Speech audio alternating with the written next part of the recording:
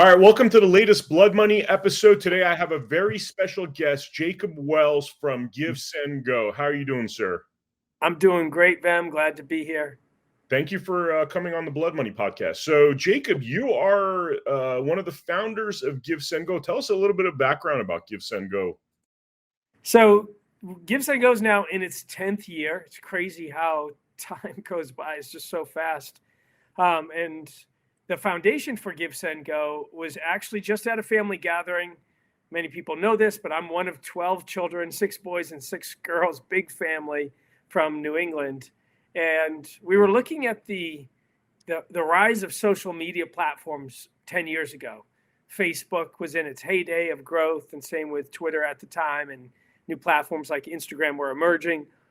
So social media was really rising quickly, and on the back of that, crowdfunding platforms were gaining momentum as a new business structure, leveraging social media companies or social media platforms to connect people to fund different endeavors. Our platform deals more with philanthropic causes, where maybe like platforms like Indiegogo or Kickstarter deal with project-related causes. But we saw the rise of this happening, this new industry with crowdfunding, and we said, wow, it's really cool how people are being connected and able to fundraise. We saw who now is our big competitor, GoFundMe, in the marketplace, really dominating the market. But what we thought GoFundMe was missing was the intangible piece that we recognize as being an essential part of fundraising. Now, money helps meet our material needs, but we say this all the time, there are immaterial needs that people have that no amount of money that you give them will help satisfy. And I'll use an example, like somebody could lose a child in a tragic car accident.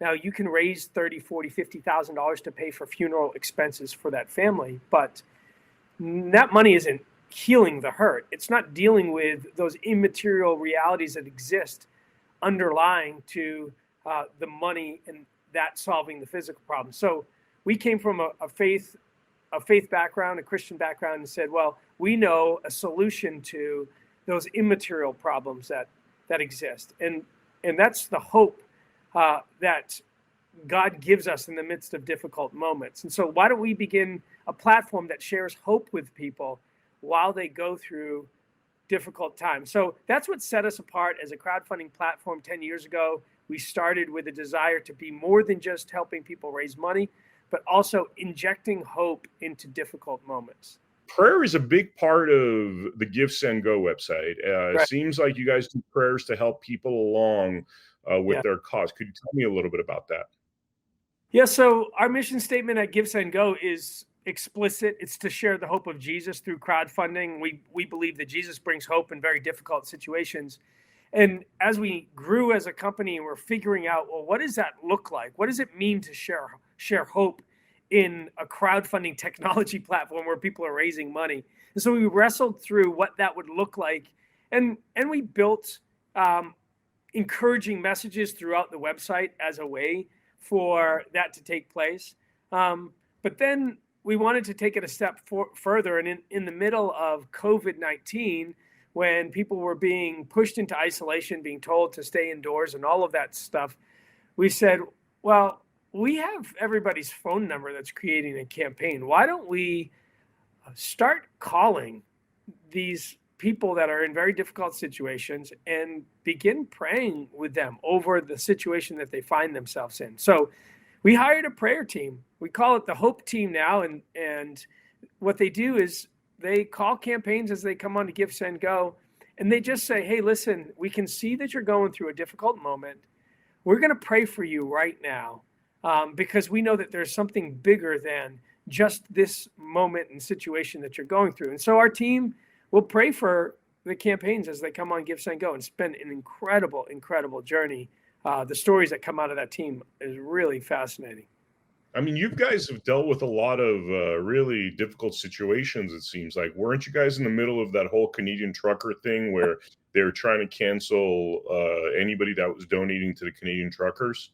Yes, I just spoke at a conference this morning and we talked all about it. And we're still in the middle of that. We have a $300 million lawsuit against Give Send Go because we didn't back down and cancel the campaign like the pressures and the powers that be wanted us to do. So they're actually trying to sue us for $300 million. We're fighting that in the courts in Canada. But we've been in a lot of high-profile campaigns like that one where the world was really looking at what's going on here. And we believe firmly, particularly in Western societies where we claim freedom is a foundational principle, that governments shouldn't be interfering with the free right of protest and going after grievances against your government. I mean, you're no longer a democracy or a freedom-loving institution or country if you remove people's right to protest. It's fundamental to Western society. So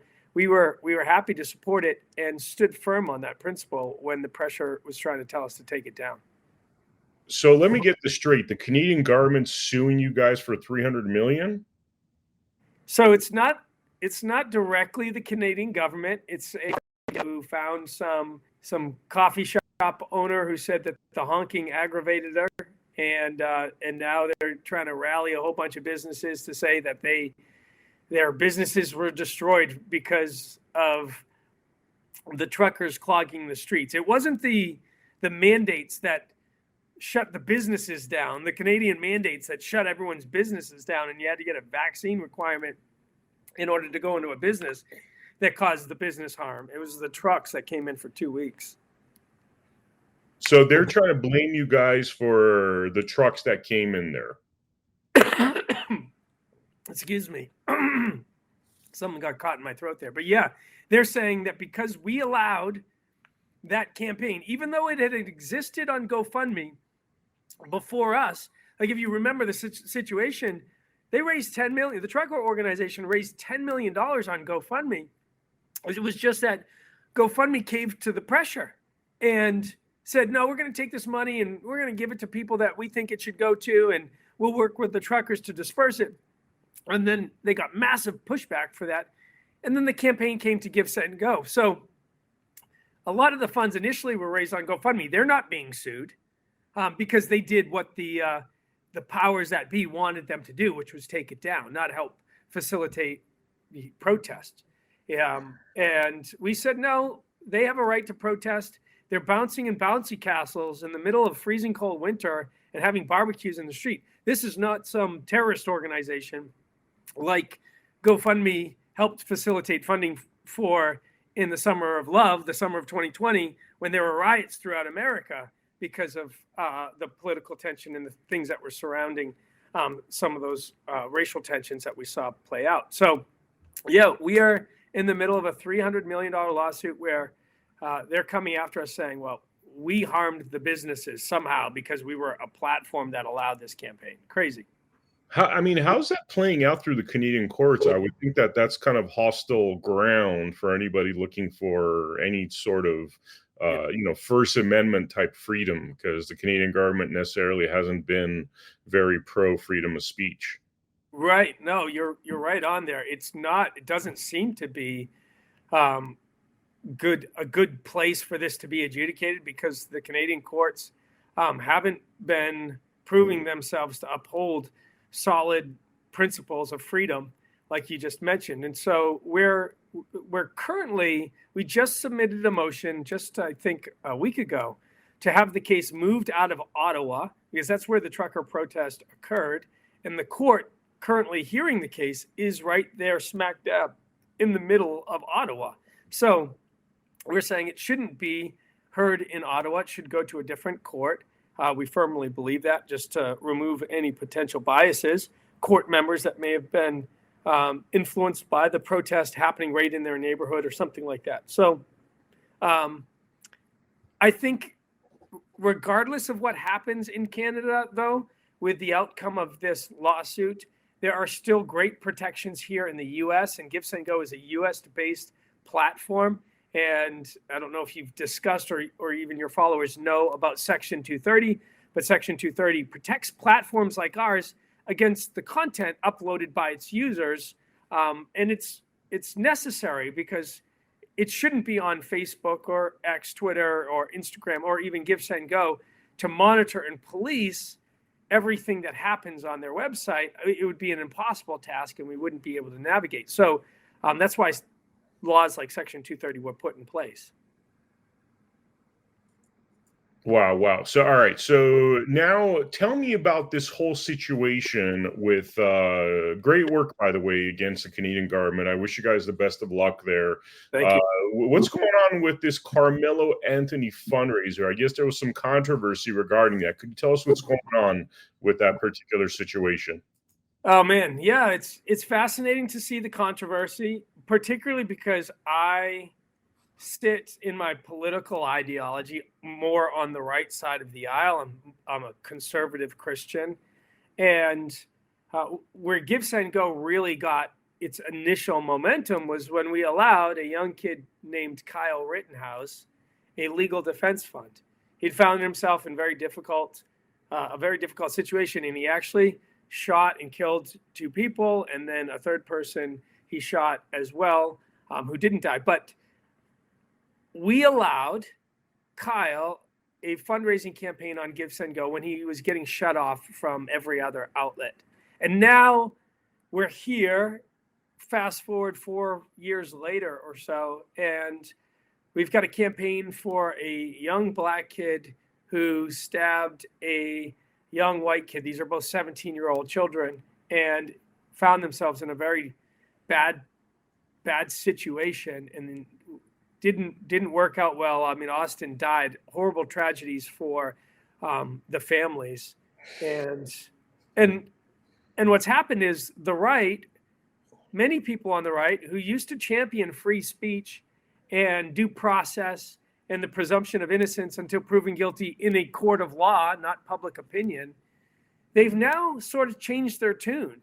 Many of them saying, well, Give Send Go shouldn't be hosting this fundraiser. I'm like, well, you were very much for this when it was for the people that you wanted to see it for, whether it was Kyle Rittenhouse or Daniel Penny or even Derek Chauvin, who we've allowed, or the McMichaels. I mean, there's been so many different campaigns that fall on the political right that were being championed by the right. Now, because this young black boy doesn't seem to fit politically on the right, he's more on the left, they're wanting us to take it down. And so there's a lot of narrative running around it. There's a lot of half-truths that are running throughout the internet about what the money is being spent on, things that just aren't even true. I mean, there was a whole article, I think it was in the New York Post, that was just complete conjecture. There was no fact-checking. There was no solid, reliable information on it. And so many pundits on the right ran with it as if it was truth. Like, oh, they're taking the money and they're buying a house and they're buying Cadillacs and they're doing this and doing that. And it's like, it's not true. And this is just like reiterates why we wait for the courts to make determinations in these moments, because there's so much mistruth and falsehoods that run the narrative on social media. It's rampant.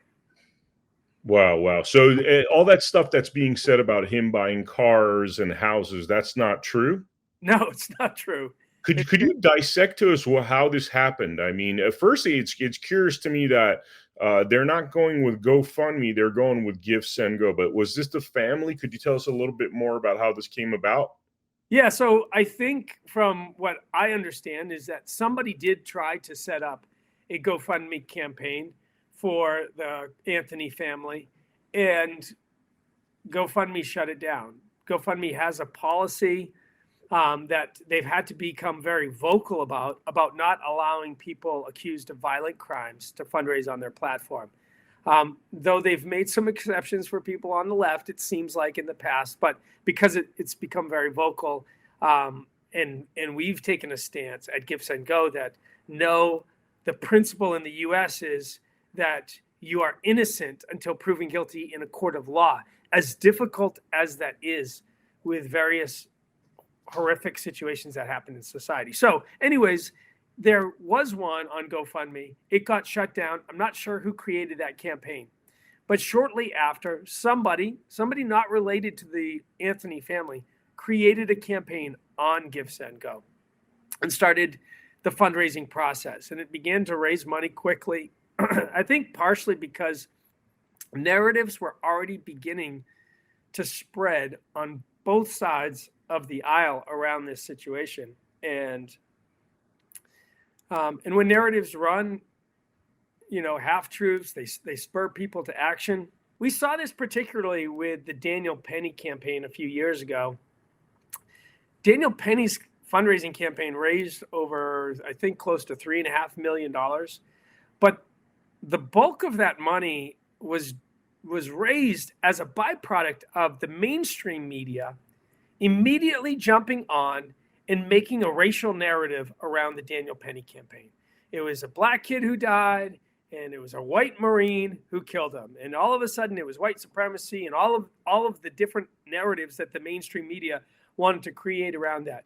And the response is, all of a sudden, the right media, the alt media, and the upcoming right media, the big pundits on the right, started saying, no, no, no, no, no, and driving traffic to his Give, Send, Go campaign. And so Daniel Penny was able to raise a lot of money. And then as the campaign begins to raise money, it takes on a life of its own in some respects because the mainstream media can't ignore it.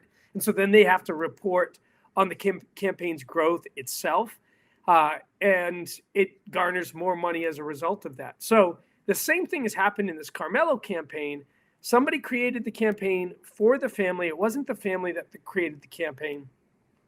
And it was the right side of the aisle now that was running the race narrative, talking about a black kid killing a white kid and running the racial tension. And the byproduct of that was the mainstream media came to the defense, in essence, of the other side of the aisle narrative, and it fueled donations to the campaign. This is what happens when these narratives start running around these situations. And so now over $500,000 has been raised for Carmelo Anthony's family, for his legal defense fund, for some of the needs that they have in this moment. But it was not created by the family. It was created by somebody unrelated to the family, and they just chose the family as the benefactor, the recipient of the funds. And then the New York Post, I believe it was the New York Post, that posted an article about the family buying a $900,000 house in a gated community and a Cadillac, buying a new Cadillac. And the article was very poorly written. It didn't substantiate anything that the claims that were made. And then it came out not long after. But the problem is the damage is done. You get a mainstream publication like the New York Post posting something, and then the pundits start running with the headline. But the news, the actual truth of the situation, doesn't typically make its way out there. And what the truth of the situation was, the family did have to move because of death threats. The Anthony family had to move because of death threats. They already lived in a $900,000 house, and they moved laterally in the sense of the size and scope of house from one house to another in a gated community where they would find a little bit more safety from the threats that they were receiving. They didn't purchase vehicles. That was just made up. Someone saw a Cadillac in their driveway, but it was a few years old. They'd actually purchased it several years earlier because Carmelo Anthony actually grew up in a family where both his mom and dad were together, and they were relatively successful as a family. They weren't impoverished. They had a decent upbringing economically, and so they could afford decent stuff. So that's part of the combating of the misinformation, is that people post stuff real quickly, they jump to assumptions, and then it paints narratives. So you've been getting a lot of, I mean, it seems as though you've pretty much done the same thing with whether it's a truckers and fighting for people's just freedom of speech and Right. be able to protest. It seems like you're pretty much across the board. You're being pretty consistent. It's just people don't like that in the Carmelo Anthony situation. A lot of people think that he murdered Austin, I believe was the gentleman's name, by stabbing him in the heart. So it's basically because of that, you're getting a lot of backlash now. It is because of that. And to be fair, I mean, Carmelo did admit to killing Austin. He said, I stabbed him directly to the police officers. But the problem with that is you have to ask the question, why? And Carmelo and his defense team have made a claim that it was in self-defense, that he was being attacked. And so if we're to operate as a society, you have to operate on principle, not on emotion. Emotion is good. Emotion is useful for situations. But when you get down to how you're supposed to operate, what your rules are, they have to be void of emotion. They have to be built on principles and frameworks for proper societal function. And one of our frameworks in the United States and in Western society at large is the presumption of innocence until proven guilty in a court of law.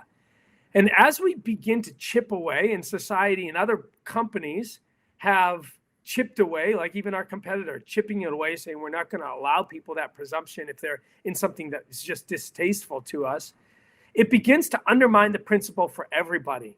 And it actually gives space for the division that we start seeing rising again within our culture.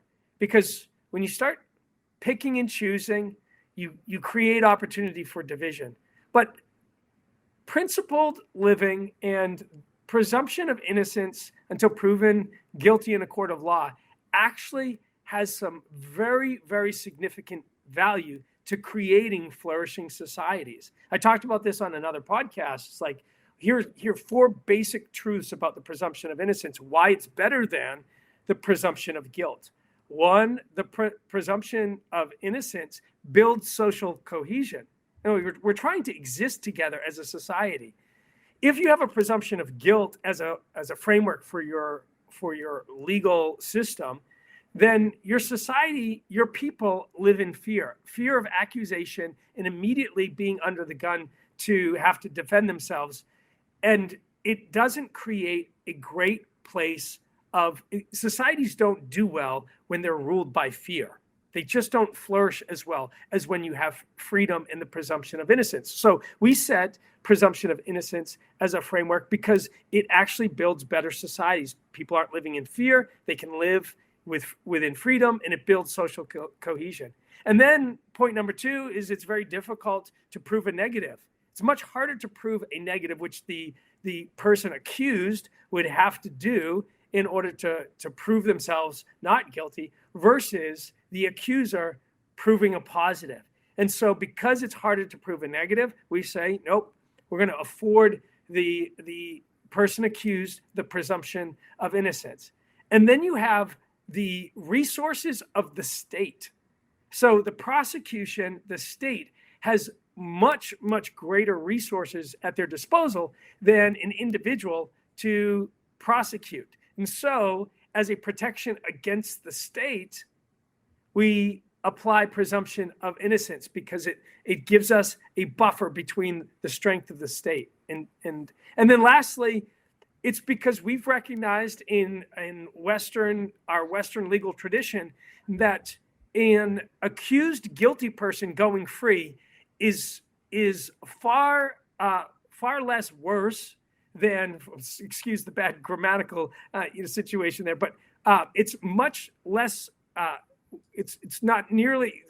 Let me frame this properly. It's much worse for an innocent person to be wrongly convicted than it is for a guilty person to be let free.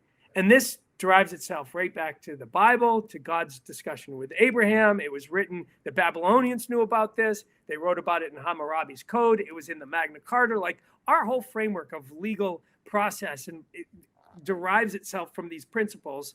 And they all come together for a flourishing society. And this is why we uphold the presumption of innocence. And that's a long form answer to why we do what we do at Give, Send, Go, which is we're going to support people on either side of the aisle when they're accused of very difficult and even violent crimes, because when we begin to undermine the principle it actually gives rise to all the ills of society that we don't want. It seems as But though you're treating the truckers the same way you're treating Carmelo Anthony, despite the politics. That's how I'm reading it. it's how it has to be. We have to operate as a society on principles, not on personal feeling. You said it correctly. I'm not a supporter of Carmelo or his family in that sense. I haven't donated to that campaign.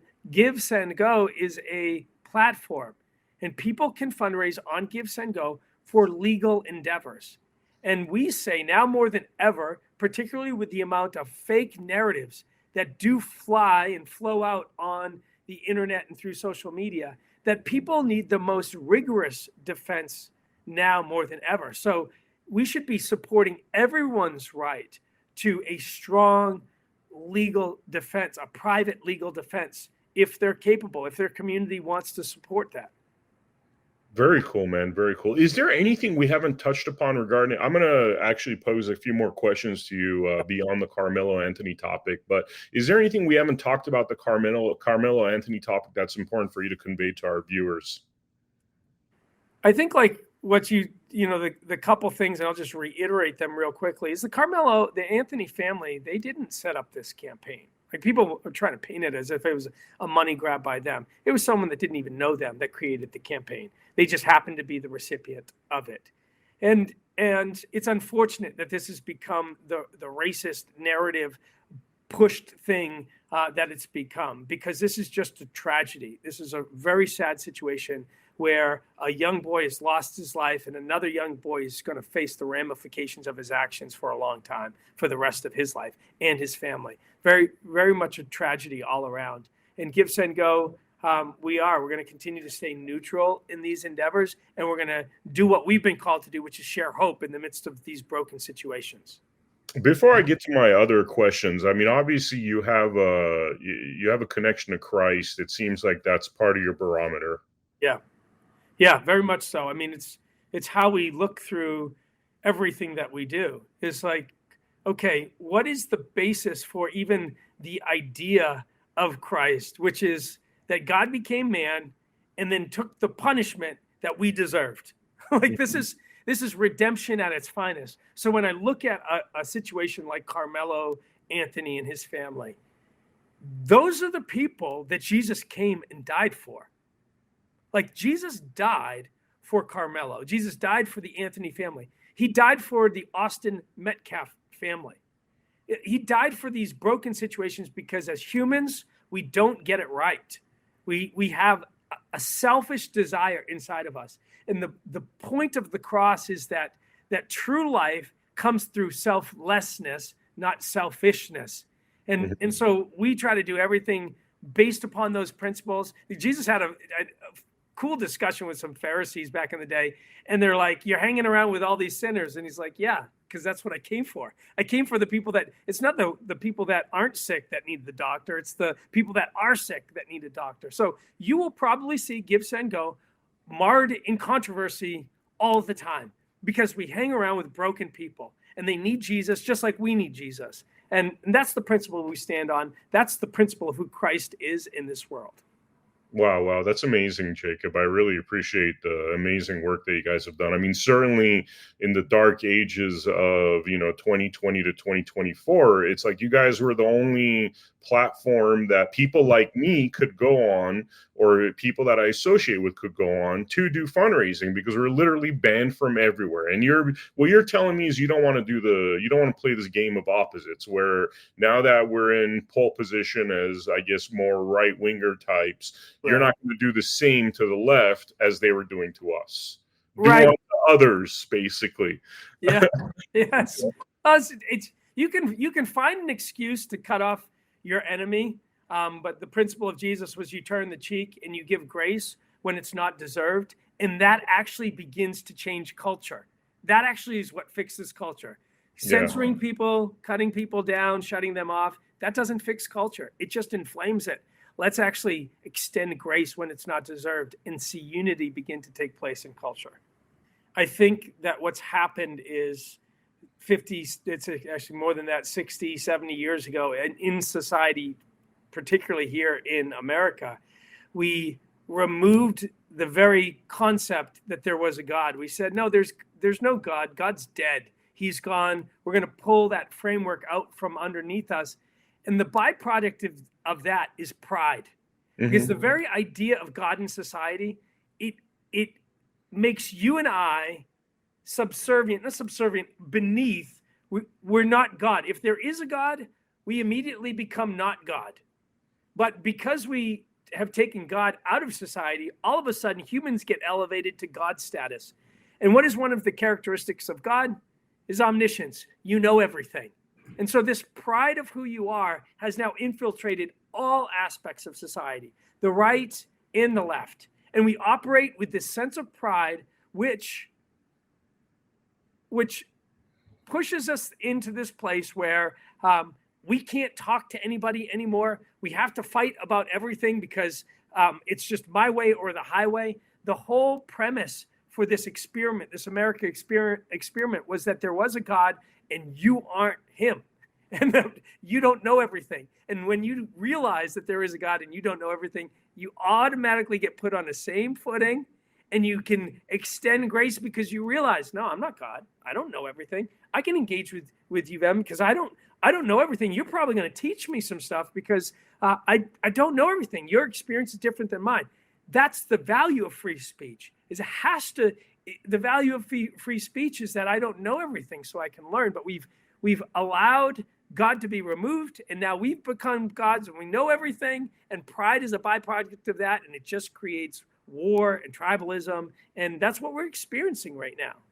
Yeah, so true, so true.